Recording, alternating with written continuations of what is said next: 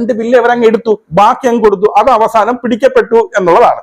ഇനി കൃഷ്ണകുമാർ പറയുന്നുണ്ട്, അതായത് എന്നെ ഭീഷണിപ്പെടുത്തിയെന്ന്. അതായത് ദിയ കൃഷ്ണയെ ഈ പറയുന്ന ഈ പെൺകുട്ടികളിൽ ഒരാളുടെ ഭർത്താവ് വിളിച്ച് ഭീഷണിപ്പെടുത്തിയെന്ന്.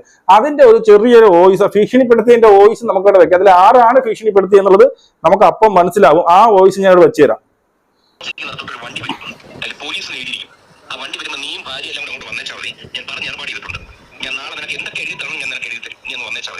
ഞാൻ വേറെ തെറ്റായിട്ട് ചോദിച്ചത്. നീ എന്റെ മോളെ ഇപ്പൊ വിളിച്ചിട്ട് നീ അനാവശ്യം പറഞ്ഞില്ലേ? നീ എന്തോ വരുത്തി നോക്കണം.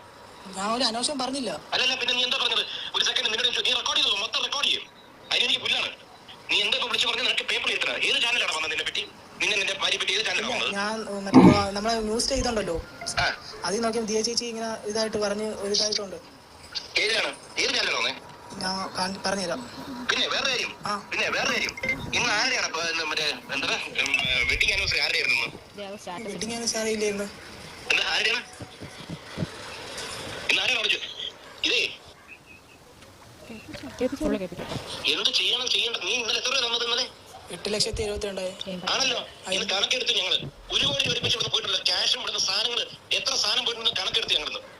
നിങ്ങള് വേറെ കച്ചവടം നടത്തുന്നത്, ഇവിടുത്തെ സാധനം കൊണ്ടിട്ട് ഇവിടുത്തെ ഗസ്റ്റുകളുടെ കൂടെ നമ്പർ എടുത്ത് അവർക്ക് നിങ്ങൾ കച്ചവടം ചെയ്തല്ലേ?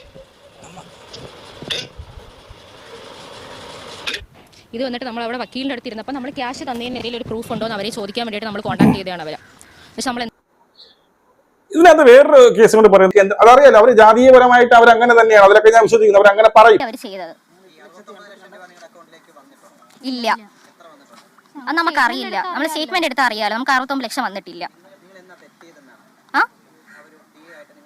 ഞങ്ങൾ കുറച്ച് നാളായിട്ട് തെറ്റിയിരിക്കുവാണ്. ഞങ്ങൾ ജോലിയിൽ നിന്ന് മാറുന്ന തീരുമാനത്തിലാണ് നിൽക്കുന്നത്. അതെങ്കിൽ ഡെലിവറി കഴിയുന്നവരെ പുള്ളിക്കാർക്ക് ഒരു സ്ട്രെസ് കൊടുക്കണ്ട, പാക്ക് ചെയ്തൊക്കെ എല്ലാം കഴിഞ്ഞിട്ട് ഒരു സ്റ്റാഫിനെ കണ്ടുപിടിക്കാൻ സമയം കൊടുക്കാനാണ് ഞങ്ങൾ ഇരുന്നത്. അത് കഴിഞ്ഞ് എന്തായാലും മാറാനാണ് ഇരുന്നത്. പക്ഷേ ദിയയുടെ വല്ലാത്തൊരു പ്രത്യേകത ഒരു സ്വഭാവമാണ്, അത് നമുക്ക് ഹാൻഡിൽ ചെയ്യാൻ പറ്റാതെ എപ്പോഴും എന്തിനേതിനും നമ്മുടെ വീട്ടുകാരെയും എല്ലാവരെയും വലിച്ചേർക്കുകയും പിന്നെ നമ്മളെ പറ്റി ഇവർ ആ ജാതിയിലുള്ളവരാണ്, അതുകൊണ്ടാണ് ഇവർക്ക് ഇങ്ങനെ പറ്റുന്നത്, ഇവർ സ്റ്റാൻഡേർഡ് ഇല്ലാത്തവരാണ്, ഇവർ നമ്മളെ പോലെയല്ല, ഇവരെ കൾച്ചർ വേറെയാണ്, അങ്ങനെയൊക്കെ പറഞ്ഞ് നമ്മളെ കസ്റ്റമേഴ്സിൻ്റെ അടുത്ത് അധിക്ഷേപിക്കുന്നതിൻ്റെ റെക്കോർഡ്സ് ഞങ്ങൾക്ക് കിട്ടിയിട്ടുണ്ട്. അപ്പോൾ അതൊക്കെ കാരണമാണ് ഞങ്ങൾ ഇഷ്യൂ ആയി തുടങ്ങിയത് ദിയ എടുത്ത്.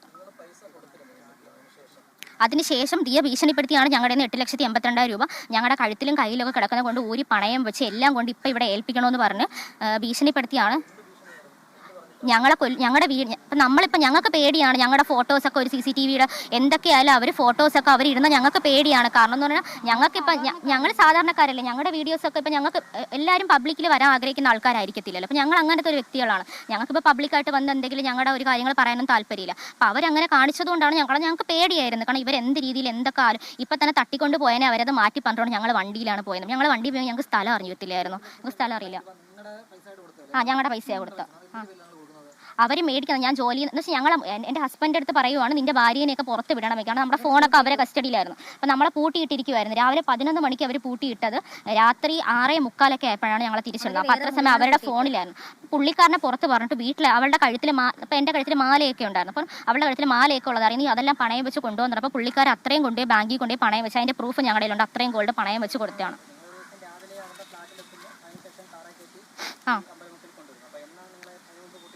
അല്ല, 30-ാം തീയതിയാണ് പൂട്ടിയിട്ടത്. അന്നാണ് കൊടുക്കുന്നത് ഞങ്ങൾ. ഹസ്ബൻഡിനെ പുറത്ത് വിട്ടു. നമ്മളെ ഇത്ര വരെ അകത്ത് വെച്ചിരിക്കുകയായിരുന്നു. ഹസ്ബൻഡിനെയാണ് പുറത്ത് വിട്ടത്. ഉച്ചയ്ക്ക് ശേഷം ഹസ്ബൻഡിനെ പുറത്ത് വിട്ടു.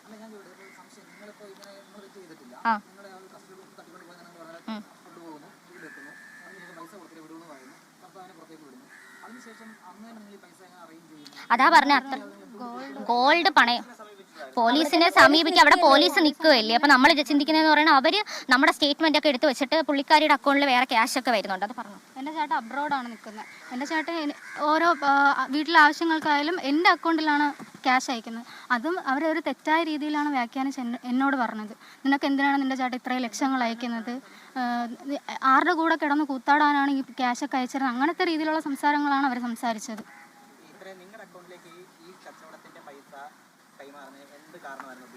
ടാക്സ് ഇഷ്യൂ വരുമെന്നാണ് ദിയ ചേച്ചി പറഞ്ഞത്.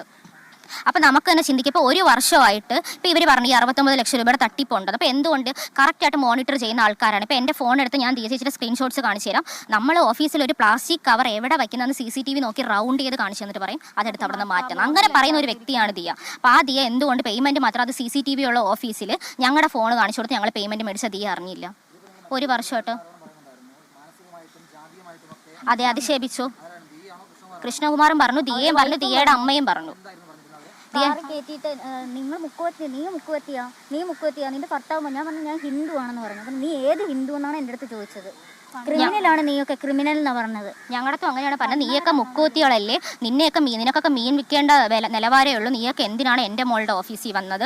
നിങ്ങൾക്കൊക്കെ ഈ ഡ്രസ്സൊക്കെ ഇടാൻ, ഈ ഫോണൊക്കെ ഉപയോഗിക്കാൻ നിങ്ങൾക്ക് ആരാണ് അനുബന്ധം? നിങ്ങൾക്ക് എന്ത് യോഗ്യതയാണ് ഉള്ളത്? ഐഫോൺ ഉപയോഗിക്കാനൊക്കെ എന്ത് യോഗ്യതയാണുള്ളത്? ഇങ്ങനെയാണ് അവർ ചോദിക്കുന്നത് നമ്മുടെ.